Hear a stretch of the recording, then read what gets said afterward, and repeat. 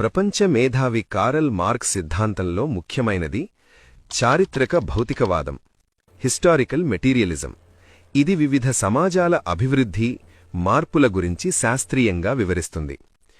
ఏ సమాజమైనా ఉత్పత్తి శక్తులు అనగా ఉత్పత్తికి ఉపయోగించే పరికరాలు, దానిపై పనిచేసే మనిషి శ్రమ, ఉత్పత్తి సంబంధాలు అనగా ఉత్పత్తి చేసే సందర్భంగా ఏర్పడే సంబంధాలపై మీద ఆధారపడి ఉత్పత్తి పద్ధతులు మారినప్పుడు సమాజ నిర్మాణం కూడా మారుతుందని వివరిస్తుంది. ఉదాహరణకు, ఆదిమ సమాజంలో మనిషికి ప్రధాన ఉత్పత్తి తిండి. దానిని పొందేందుకు వేటే ప్రధానం. జంతువులను వేటాడేందుకు ఆయుధాలు, తమ ప్రాణాలను కాపాడుకునేందుకు గుంపు అవసరమైంది. అందుకే గుంపు సమాజం ఉండేది. కాలక్రమేణా వారు వేటాడే ఉత్పత్తి పరికరాలైన బాణాలు, విల్లంబులు వంటి వాటిని ఆనాటి మనిషి పదునుగా తయారు చేసుకోవడంతో ఉత్పత్తి పెరిగింది. పెరిగిన ఉత్పత్తిని కాపాడుకోవడానికి గుంపులో ఒకరిని పెద్దమనిషిగా నియమించుకునేవారు. అలా గుంపును నాయకత్వం వహించేవారే గుంపు యజమానులయ్యారు. అలా వారి నుండే క్రమంగా చిన్న చిన్న రాజ్యాలు, వాటి నుండి రాజరిక వ్యవస్థలు ఏర్పడ్డాయి. ఎక్కువ రాజ్యాలను ఆక్రమించుకోవడానికి యుద్ధాలు జరిగేవి.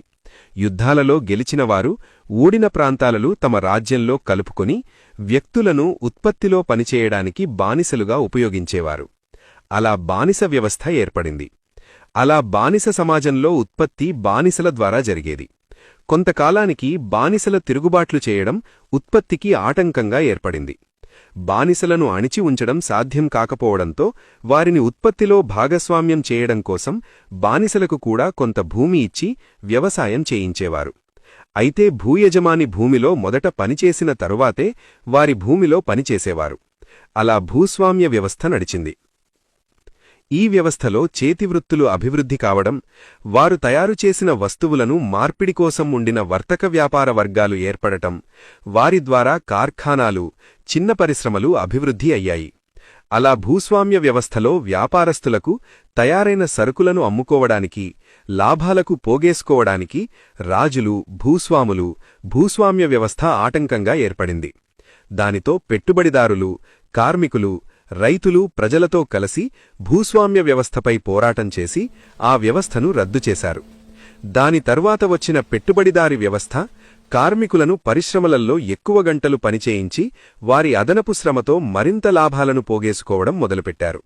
ఈ పెట్టుబడిదారీ వ్యవస్థ క్రమంగా ఇతర దేశాల సంపదను కొల్లగొట్టే సామ్రాజ్యవాదంగా బలపడి మరింత లాభాలను పోగేసుకోవడం, ఆధునిక యంత్రాలతో పనిచేయించడం, ఉన్న కార్మికులను తొలగించడం, సమాజంలో నిరుద్యోగాన్ని, అసమానతలను పెంచడం జరుగుతుంది.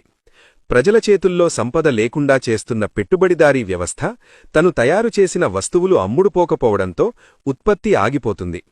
ప్రజలకు పని, యువతకు ఉద్యోగాలు లేకపోవడంతో పెట్టుబడిదారీ వ్యవస్థ సంక్షోభంలో పడుతుంది.